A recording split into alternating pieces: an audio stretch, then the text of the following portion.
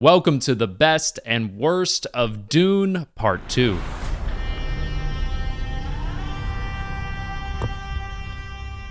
Thank goodness the little duo HBO Max movie theater release of the first Dune movie didn't ruin the chances for a sequel, because with Dune 2, I had a really good time for this movie.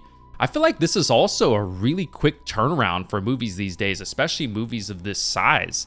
I mean, the first Dune movie came out in October of 2021.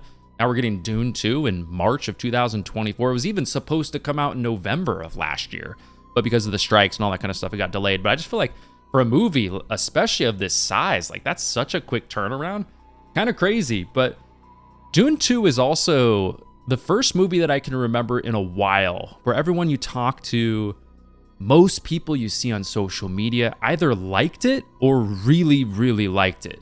Like, I haven't talked to a single person that didn't like the movie. I mean, especially if you saw it in IMAX.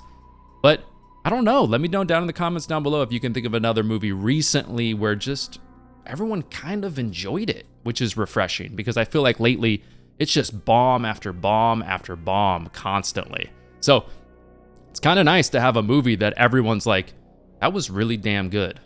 But little bigger budget for Dune 2 this time, about $25 million more than the first Dune movie.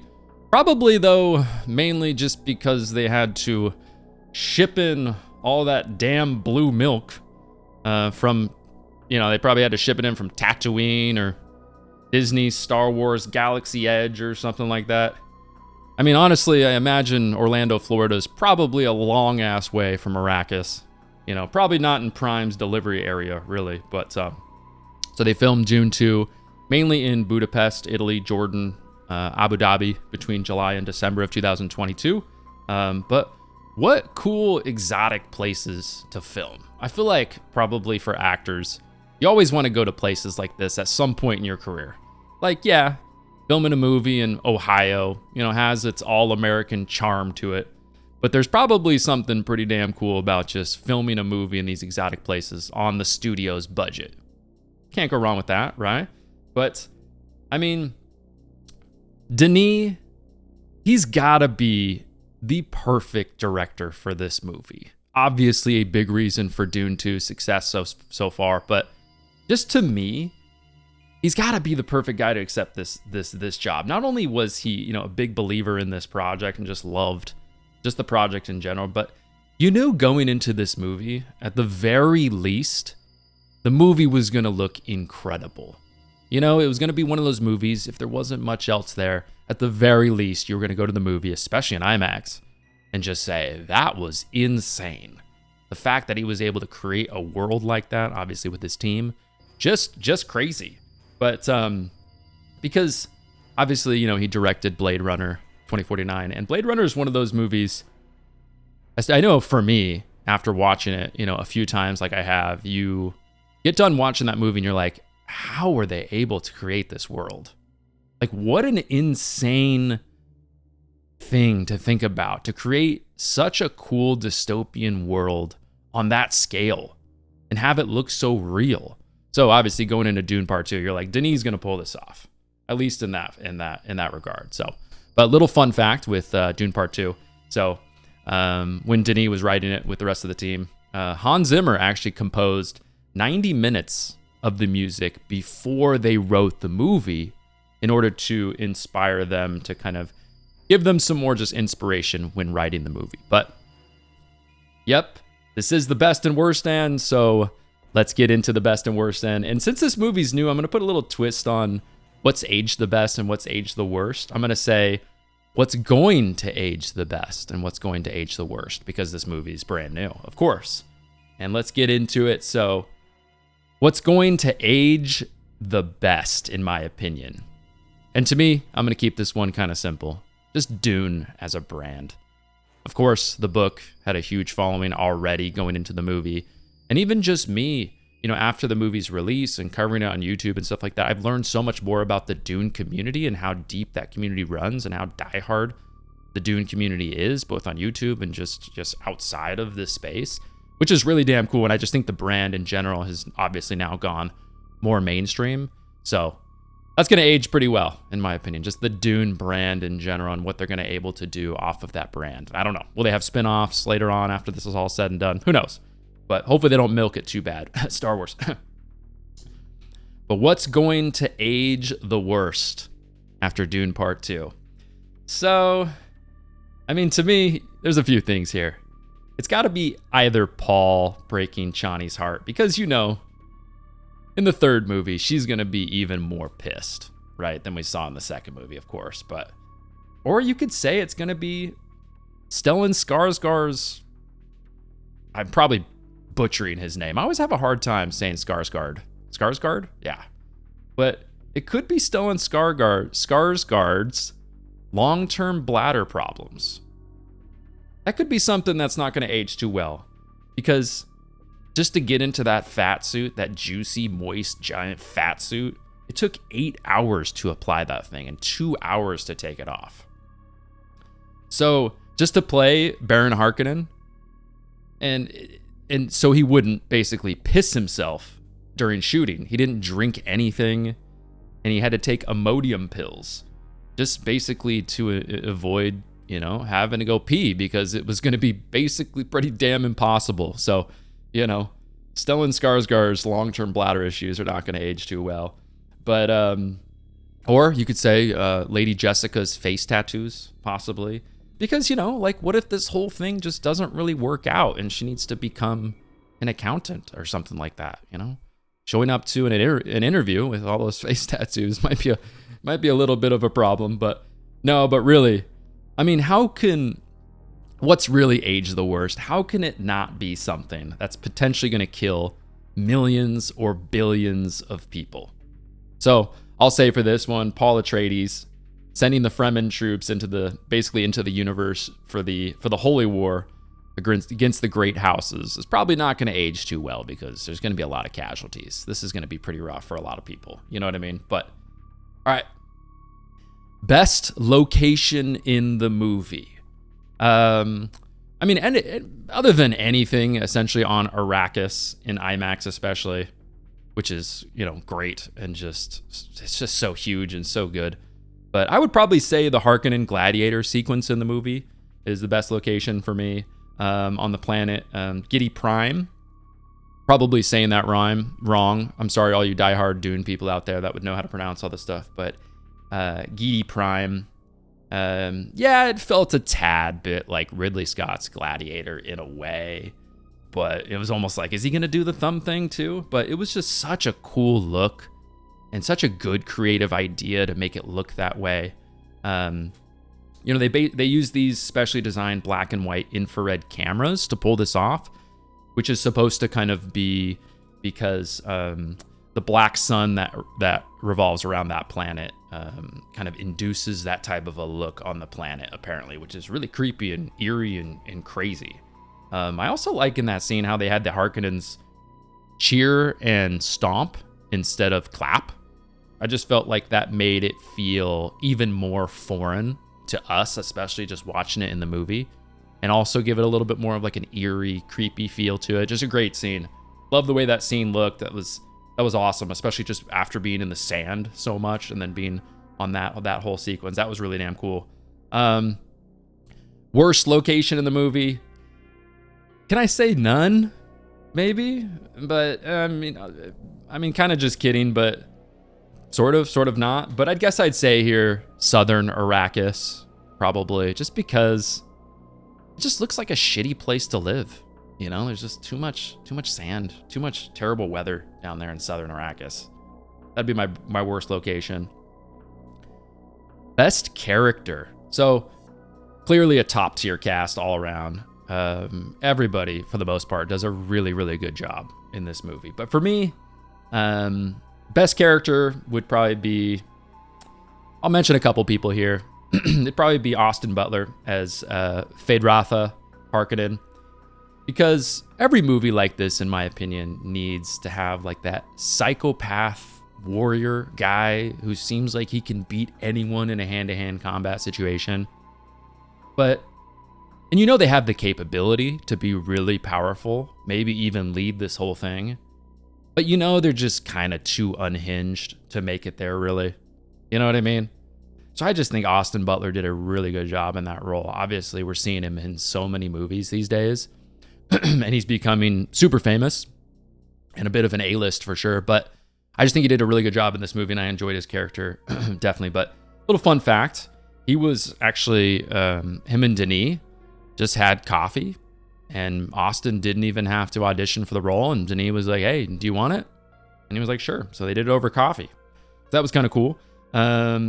He also trained for 4 months in Budapest using a fitness regimen made by ex-Navy SEAL members. So, and his character of Feyd-Rautha is definitely a unique one in some ways, but Denis describes his character as a cross between a psychopathic killer, an Olympic sword master, a snake, and Mick Jagger. So keep that in the back of your mind when you're watching Dune Part 3. You know what I mean? Or sorry, not Dune Part 3, but when you're watching Dune Part 2 again, or for the first time. Hopefully not for the first time, because if you're listening to this is going to be packed with spoilers. So, but just think of Mick Jagger next time. You're going to be like, oh, okay. I actually noticed that. You got the moves like Jagger. But my other best character in the movie for me would probably be Zendaya as Chani. I'm a huge Zendaya fan. I just think she's a badass. And I want to see her in more stuff. I just think she's the perfect casting for that role. She looks perfect for that role. She's got a great personality for that role, great charisma for that role. Like I said, she's just a badass. She's just really damn good in this movie. I mean, overall with this cast, like I said, it's a really good cast. They played it pretty safe with this cast. They didn't go out on really too many limbs and try to find people that weren't known. You know, there may be diamonds in the rough, take a gamble on some unknown people. They took it pretty safe with this cast. I mean, everybody in this cast, for the most part, are well-established actors. Even some of the side characters in the first movie and the second movie were people you're like, oh, these people lead major, massive Hollywood movies already, and they're a side character in this movie. So, you know, overall, they played it pretty safe with the cast, which is not a bad thing necessarily, but great cast overall. So, worst character. I don't think anyone's necessarily terrible in this movie, but for me, I'd probably say it's a toss-up between Christopher Walken as Shaddam, the head of House Corrino, and I'll mention somebody else in a second, but basically just because, I don't know, it's because of some of the movies I've seen Christopher Walken in. Love Christopher Walken, but it's hard sometimes to take him seriously in a role like this. I don't know. Maybe you guys feel the same way, but, and like I said, he's not bad, but I got to put somebody here. Or maybe I would say it's Javier Bardem as Stilgard. Now, don't hate on me. Don't get too feisty now, but I thought he was fine in his role. And it's really important to have a character like him, kind of that comedic relief in the story and whatnot. But I like him better as a villain. I think he does a better job as a villain, like in movies like Skyfall, for example. Love him as a villain, as opposed to this more like comedic relief sort of a role. But like I said, still does a good job in the role, you know. But I can't lie, guys, though. There is a part of me, she's great, love what she does, very talented, very, very good. But I'm getting a little bit tired of seeing Florence Pugh in every single movie. Just recycling through essentially like every movie I see nowadays. And my only reason for saying that has nothing to do with her. It just has to do with like, when people just get recycled through basically every movie and they're so hot in Hollywood and everybody's trying to cast them, it kind of feels like I'm watching the same movie over and over and over when you're just always seeing the same people. You know what I mean? I don't like that. And it has nothing to do with the actors. I would do the same thing, you know? You're getting offered these incredible roles to go to these amazing places and play these amazing characters and make tons of money. Hell yeah, do it. But just from a fan's perspective and somebody talking about the movie, I do hate the fact that we're seeing just the same faces over and over and over, which makes it kind of just feel like you're watching the same movie. You know what I mean? So, but anyways, just a little tidbit there, but she does a great job in the movie regardless. So, best line in Dune Part 2. I liked a couple here for sure that stood out to me. Paul Atreides, right before he fights Feyd-Rautha, He says, "May thy knife chip and shatter." I remember hearing that for the first time in the theater, and I was just like, I like that. I like that. Or Stilgard. Really, anytime he says as it is written, anytime he says "as it is written" is great. And he says it basically every time Paul does literally anything, which was always funny. You know, Paul sneezes, "as it was written." You know what I mean? So that was classic. Good lines there. But worst line in the movie. This is kind of a tough one, but I'd probably say it was the random Fremen girl making fun of Paul before he goes on the worm ride. She says, "Don't embarrass us. Call a big one." I mean, you kind of fucked up, girl, because he crushed it. You know what I mean? That didn't age too well for you. So probably worst line there for me. Best kill of Dune Part 2. I'm going to make this one a plural one. I really enjoyed when Paul and his crew and the sandworms just laid siege on Shaddam's forces with the sandworms and everybody. That was just like one of those like, fuck yeah moments. You know what I mean? Great moment. Some good kills in there. A lot of people survived, surprisingly, though. But that would go under best kill for me. Worst kill. For me, not necessarily because it wasn't well choreographed or it wasn't, like a cool scene, but more so just because of what it could have been. It's going to be the fight between Paul Atreides and Feyd-Rautha towards the end of the movie. Just because it was kind of a letdown for me. I thought they could have done more with that scene. It was a little predictable at the end, how they did the little sleight of hand. Oh, this is actually what's going to happen. I felt throughout Dune 2, although the movie was great, I had a great time with it, there were a lot of things that were very predictable. I mean, obviously the big storyline with the bloodlines was a huge twist in the story, but there were a lot of things in the movie I felt were pretty predictable. And this just fits right into that category. This fight I felt like was, and I know the movie, they're not going to make the movie like 4 hours, but still, I thought they could have invested a little bit more into that fight, made it a little bit more interesting, added a little bit more of a twist there. Yeah, there was a moment where you're like, oh, damn, is Paul gonna, like if you haven't read the books or whatnot, is Paul gonna actually die here? But overall, I thought that fight could have been better, even though it was still pretty good. But best moment. For me, it's gotta be when Paul rides that sandstorm. Or the sandworm, excuse me. Sandstorm? When he rides the sandworm. I mean, it was one of those moments where I'm sitting down in my seat, freshly hydrated, popcorn in hand, lots of butter, and I'm watching this scene. I'm feeling great, loving the movie so far, and that scene kicks in with the music and everything going on. And I can't lie, like I kind of teared up a little bit. Not because I thought something was going to happen to him or anything like that, just because of the cinematic experience of it. It was just one of those moments. Like one of those things, like this is the reason I go to movies. Something so epic and beautifully shot. It was incredible. Like, especially in IMAX, it felt like the sand was going to hit me in the face when I'm sitting there in my seat. It was crazy. Like, don't get me wrong. I love those lower budget movies that focus more on the story and the script and the acting. But I do love going to these movies with just epic music, epic visuals, epic moments, the big spectacle. I mean, I love that type of stuff. And this moment when he's riding that sandworm was just like a holy shit moment. It was so good. It just blew me away. The audio, the visuals, everything blew me away. Such a great moment in the movie. Also, really, anytime they're raiding the Harkonnen spice operations, there's just something so satisfying to me about those scenes. It's kind of like watching a buddy of yours go on a heater at a casino. Like, fuck yeah. Take all of their money, you know? Like, taking money from a casino is what I imagine is like stealing spice or destroying spice from a Harkonnen feels like.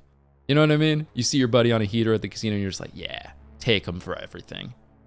So kind of a similar feeling. Very satisfying watching any of those where they're ruining the spice operations and stuff. That's always a good time. But worst moment in the movie for me, nothing really stands out necessarily because, like I said, this movie is pretty damn good. But maybe, I guess I would say when Paul Atreides is down in the South, screaming, acting tough.